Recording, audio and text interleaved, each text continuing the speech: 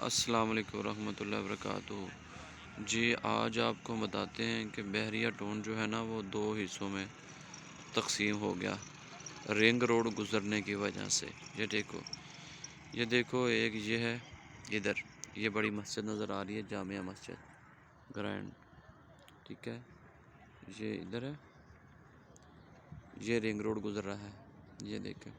और एक वो उस तरफ आ गया दूसरी तरफ, वो मारते हैं बहरिया टाउन की।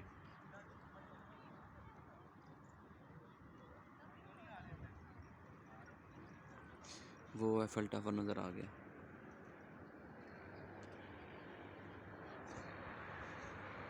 एफएल टावर है, तो ये है इधर रिंग रोड से।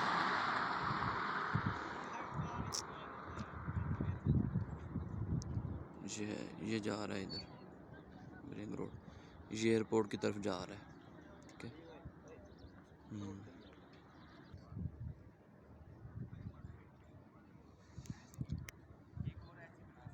ये बैरियर हूँ। ये इधर एक बहुत बड़ी पार्क थी जो ना रिंग रोड गुजरने की वजह से छोटी हो गई है। ये रोज़ गार्डन था बैरियर टाउन का, ये आगे सारा।